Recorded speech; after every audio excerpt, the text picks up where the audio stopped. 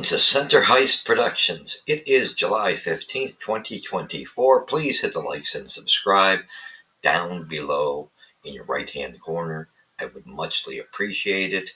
And as I promised, a day later than what I thought I was going to be able to get it out, and I wasn't supposed to be here today, but I will be gone tomorrow instead. So I took the time to, even though it's coming out a day late, and you're getting it, which I promised this video. So thank you. Please hit those likes and subscribe. Very important for the channel. We're trying to grow this channel where you get actually straightforward info following the factual information coming out of Montreal instead of rumorland. All right, just like I said, I was going to address the nonsense of the garbage being spewed out all over YouTube and the internet. It gets tiring. It really gets tiring when you hear the nonsense and you see titles like breaking news. And I see why, like Tony Marinaro in the past has mentioned it, and I totally get it.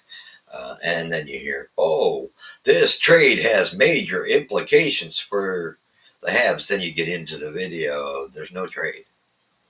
There's no trade. How are you going to put that out there just to draw people in, which is a bunch of BS, and people thrive off this BS. And you're hearing of rumors of trades, of people's own opinion. And I gotta say, I hope we get into more mature channels. Like, that's why I like Junkie's channel. I like Chris Nyland's channel.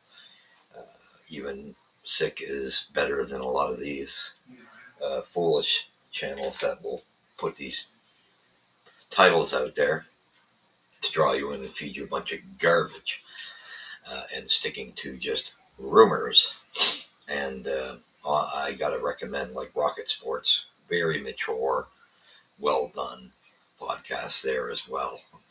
These are the sites that I think there's a lot more maturity, and they investigate and put some actual fact behind what they're discussing. So those are my recommendations. That's why even I follow them, because there's some integrity with these channels. These ones that want to put this garbage to draw you in. Be smarter, Habs fan. Be smarter. Oh, breaking news. This trade has major implications for the Habs, and there's no trade. Don't fall for it. Wake up. They want to make money off you. That's it. They're trying to draw you in. Wake up. All right. So we're going to get right into it and put some context just to give you examples of some of the nonsense garbage talk that they're spewing out on these particular channels. The rumor last week, the McGroarty proposal of the Habs supposedly having Machar, Barron, and a first-round pick going to Winnipeg for McGroarty. Really? And this story started from Slovakia. Well, really? That's a red flag right there. Did this come from the Montreal Canadiens organization? Did it come from the Winnipeg Jets organization? No. So, fan, be wiser. Go to more mature sites that are going to be straightforward with you, at least, and divvy into factual information instead of giving you a bunch of false titles that haven't even transpired. There's nothing breaking. And so with that being said, be a little more dedicated to paying attention to your information. Research it, right? And then stop supporting these outfits that just want to get your coin in their pocket and feed you a bunch of malarkey. Well, anybody can feed you. Anybody can feed you a bunch of bullshit. Those are the facts. If you want to, and it's scary because there's numbers on some of these sites, and it's really sad.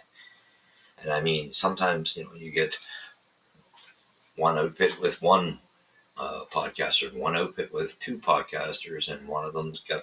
It's sad because they get dragged into it with the other individual putting out the false garbage, and yet there's a little bit of sense coming out of the other party. Pretty sad. It just makes the whole thing bad because the titles draw in, and then you hear the hype and nonsense being spewed within. That's just totally garbage. Just hype so that you will spend your dollar there. Be careful. Go to more sensible sites, podcast channels that are more mature, will put out the actual fact, will divvy into it and research it. That's what you should be looking for if you want to see what's going to happen with the Habs, because you have to look at the sources. Tons of writers that just want stories, and we all got to clue and stop. And they'll promote these writers. These writers are writing a whole bunch of garbage stories, and these guys are out there promoting them on their channel. Yet there's no substance to anything that they're promoting, because it's all a bunch of garbage just to spew out a story, the what if, and just to have a story to talk about so they can draw your coin in. Be smarter than that, Habs fan. I always had, looked at it as Habs fans usually have more high intelligence. Now, with the McGroarty trade, I mean, come on, you could tell it was nonsense right from the get-go. Who stirred it up? Somebody, seen a story to make, and they jumped on it, and then you get these few small podcasts that just jump over and want to spew up, and they'll make it look like, oh, there was a trade made. There was no trade made. Montreal's been very quiet. We'll all know when a trade's made. And just to get into that McGroarty deal, there's a whole, there's rumors coming from different athletic, and again, you got to watch writers because they got their own stories. That's why I don't put a lot of emphasis on those particular writers. I tend to listen to the insiders. They're not always right as well. They'll tend to get somebody they're talking to close to the organization, but at least they're talking to somebody close to the organization, but they don't get it right all the time. But I will go that route.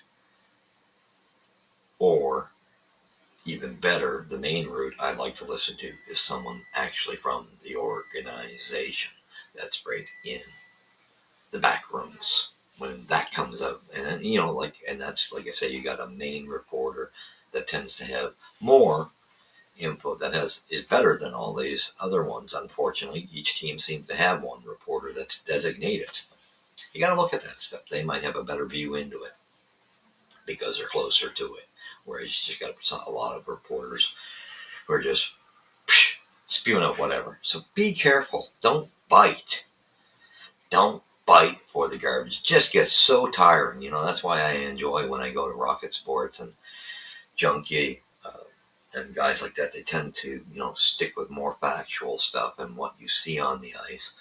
That type of thing. Their opinions more generated with what the facts are, what you're seeing production-wise or capability-wise from a player. That's the exact way, I see it as myself, but I will stick to the facts. And sometimes, there can be slight influences there, but at least it's not a regular thing, and it just, like anybody else, you can get drawn into that.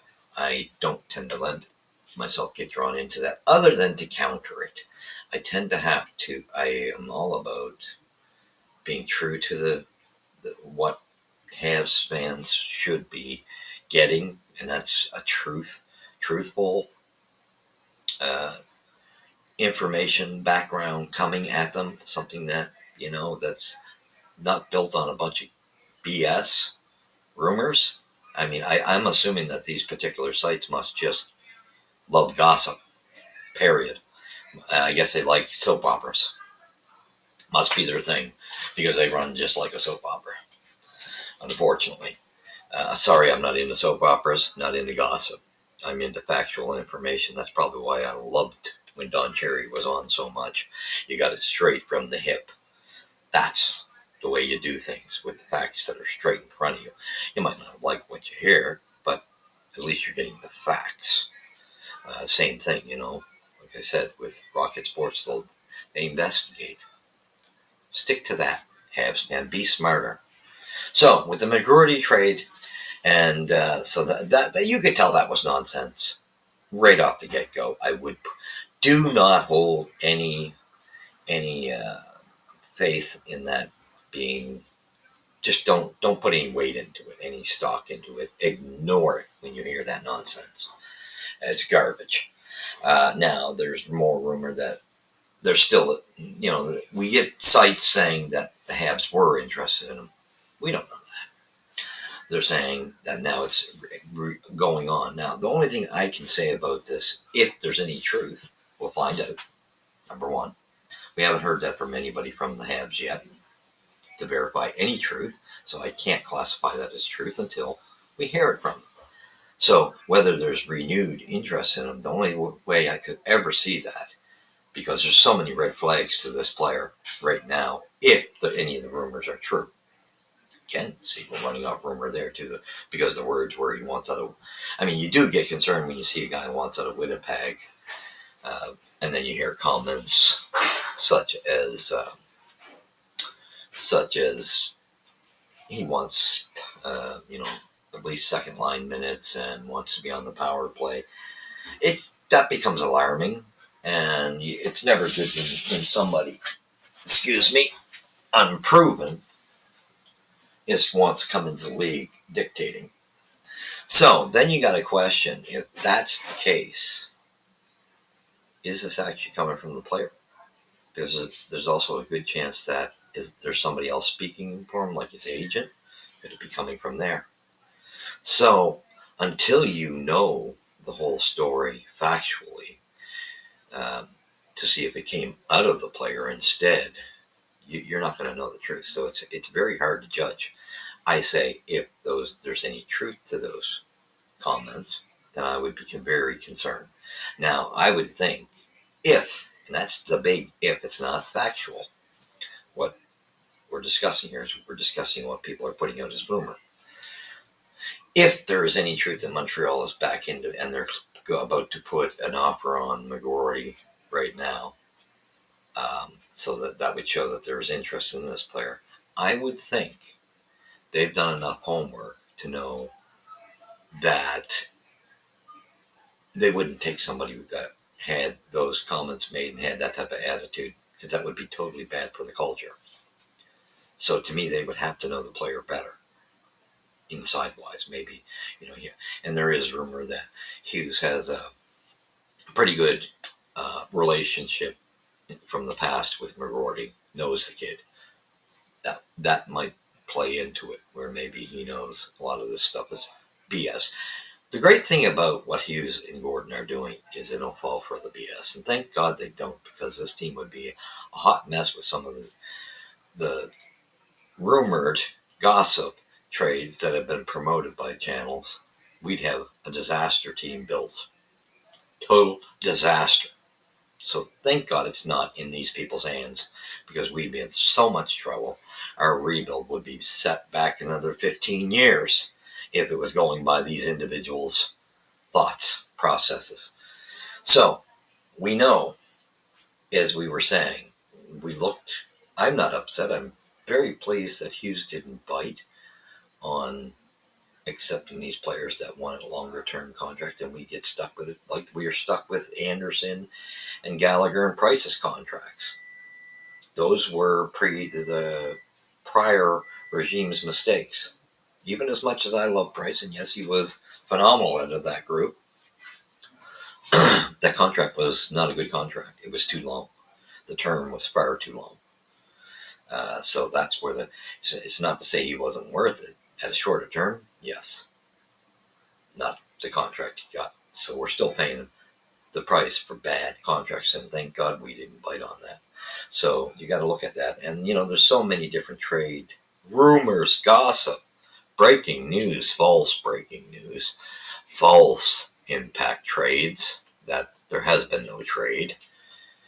We're all waiting for something because, yes, I am expecting something to transpire between now and just before the season starts, because we didn't take anybody in free agency, which was wise under the circumstances. Now there's still a couple players on the lower end of it, and I think, I've heard comments from a couple channels like Tony Marinaro, uh, and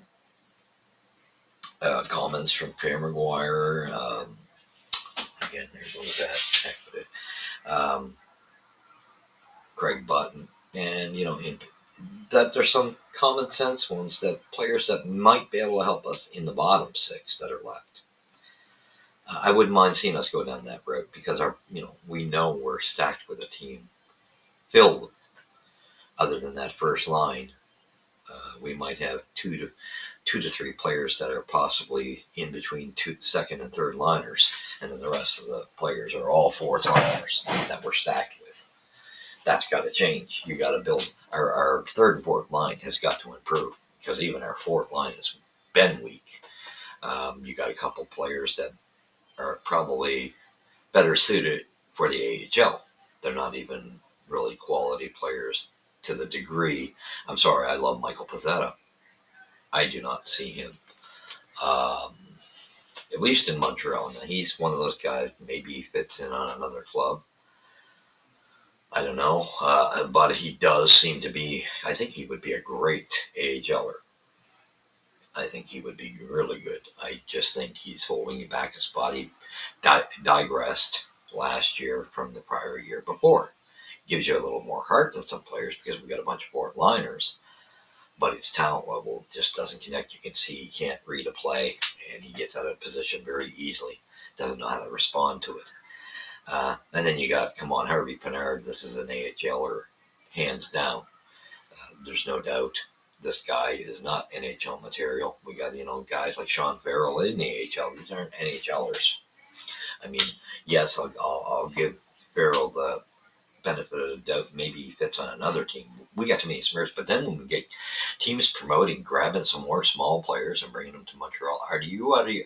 Thank God you're not running Montreal, because if we brought in some small players like, I do like Johnson myself from Columbus, but size, it doesn't make sense for our team. Now, maybe for a temporary position for 2 years, a short-term thing, for a third liner, maybe I could deal with that.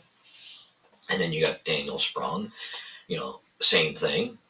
I think this is a guy, you're looking at your third, just to improve your third and fourth line. These aren't your top six players. Can they jump in there because our team doesn't have enough top six players? Yes. Just like Newhook. Newhook's not a top six player. He's going to play there for the time being until our players are ready to start positioning where they're going to be. So understand that. Newhook will probably be, between, we know it's going to be Doc in the middle for the second line, most likely. And who's going to be on the wings is going to be the question mark. It's going to be between Newhook, Waugh, to me, and Armia. And how anybody could say that Armia should be down on the fourth line? No, he shouldn't. If you've seen the way he resurged, to me, I like the idea of a line of Doc,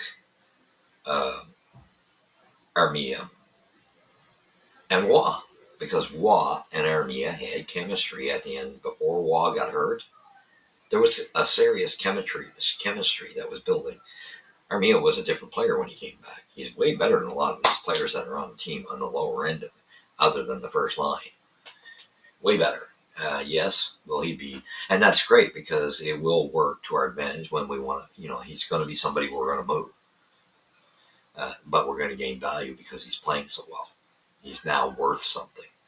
But he's definitely playing better than the majority of the rest of the team. Come on, wake up. Look at the second half of that season when he came back from Laval. He was stupendous. So really, when you look at it, come on, there's no one that's going to tell me that. And like I say, Waugh might need more maturity, like time, touches. He's definitely a third liner for the time being, but I just think the shape we're in, I can see why not put him on the second line. He's got the talent, and what was going on with him and Armia was coming along. Can you imagine having Doc in the middle of that if he can stay healthy? That's the huge implication there. Can he stay healthy? So with that, then you look at that. So why would you want to bring in a small player uh, for a top six? And you don't want somebody long term because we got to get rid of. We have to unload the small players. It's time to send the Pinards back to Laval or trade them in a package. It's time. We're waiting to get our chance to unload. Once Gallagher's contract is up, that we can move on from that because his best loved Gallagher. That's the difference with the Gallagher's proven from his past. He just doesn't have that potential anymore from his past. But be good to be able to move on from that because that contract's holding him back, us back in that regard. He really should be on the fourth line, and that would be an improvement to the fourth line. So you could have a better quality fourth line if you had like one of these guys for Sprong or somebody brought in.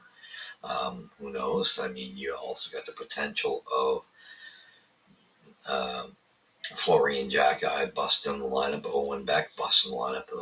Owen Beck's probably more likely, I would say, but I wouldn't bet against Florian. That's just me.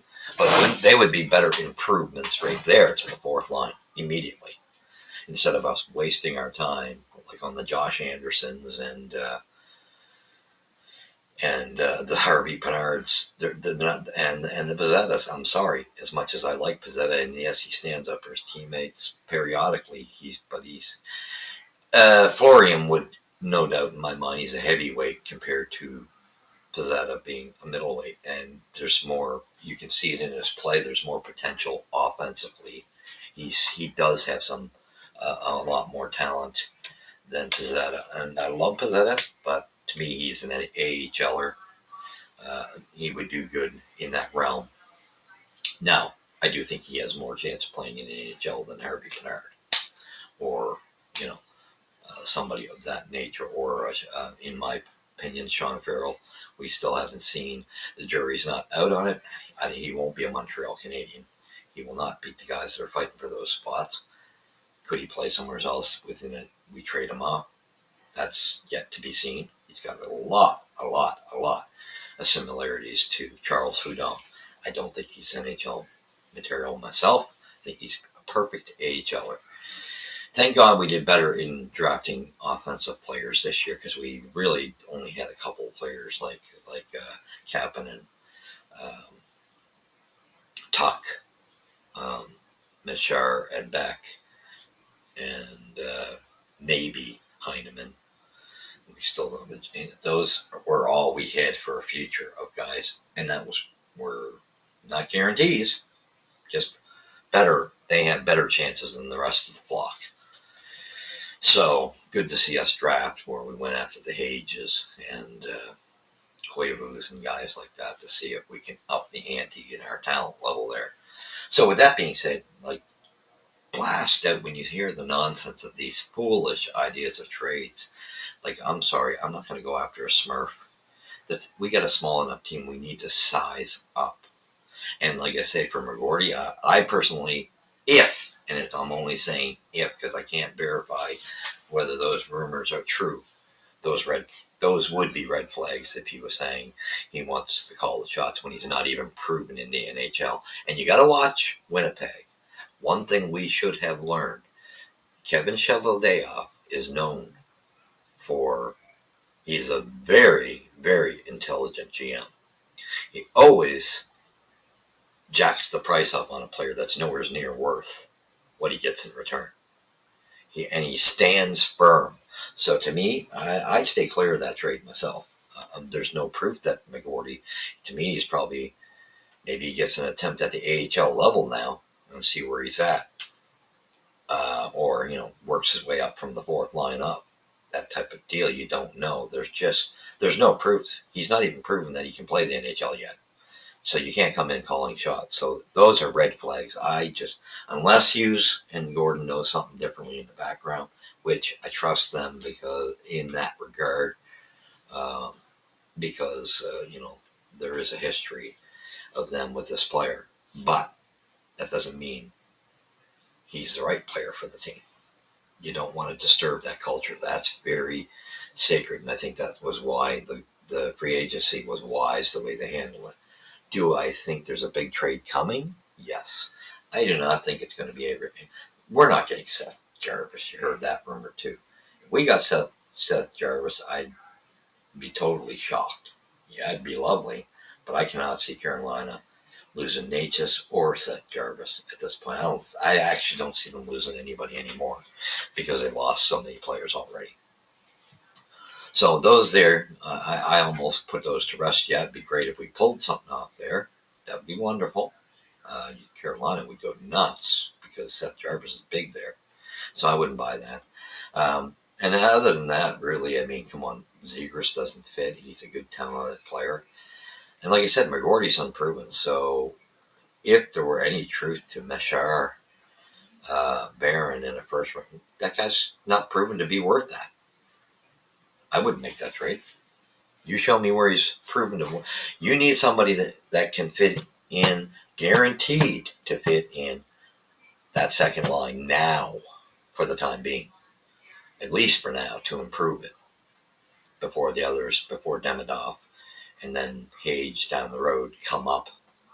You need somebody for the time being, the duration time, to improve up the ante and actually be a second line player. So in order to do that, you got to have somebody proven. So what we're seeing is not proven. And Lanny, I'd stay clear of anything with Columbus personally. I just do not like Wardell as an individual GM. Not a fan. I'd stay clear of any of his nonsense. And as much as I like Cheveldayoff, you look at his track record. I think Montreal should stay clear of that.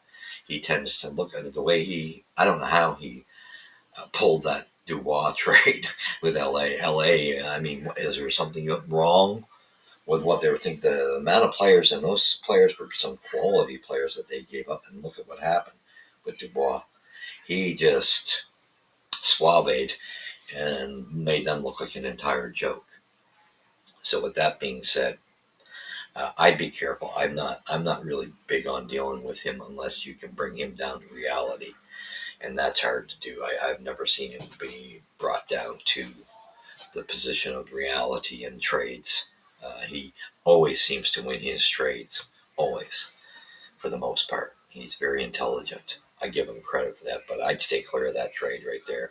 There's no proof that this guy is worth any of those players, not to that level. So I've heard a couple podcasts where, yeah, they said the same thing. McGroarty's not even proven. How are we going to go for that? And I agree with them totally. So for me, find that, and I'm expecting a very similar Petrie type trade. They're probably in process right now working on it. I expect it before opening night, anytime from now to opening night, that there'll be a lot of moving pieces and there could be 3 teams involved. That's where I stand with that. So when you hear the nonsense, and like I said, for anybody to sit there and want guys that are 5'8" and 5'9" to be added to this team, you got to be out of your caught picking mind.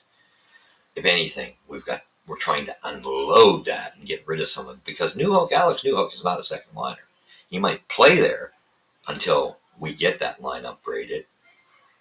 He's a third liner, winger, and he's not a center. He might get some touches at center in the future, but I think you'll find your true, like let's say Beck will probably be one of the guys that could be the third line center, who will be the true center. It'd be good that Newhook has had some touches but he'll be the winger, one of the wingers.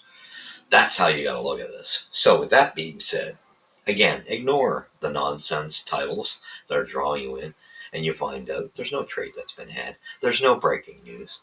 It was to draw you in so they can get the money in their pocket from you. Be careful of that. You're smarter than that. Deal with mature channels that are going to give you honest facts.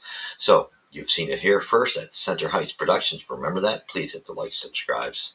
Muchly appreciated. Trying to grow the channel, and we're trying to give you a quality channel where you get honesty and actual factual information. When something breaks, I'm gone for 2 weeks, so I might miss something, but I'll address it when I get back. Thank you for watching. God bless.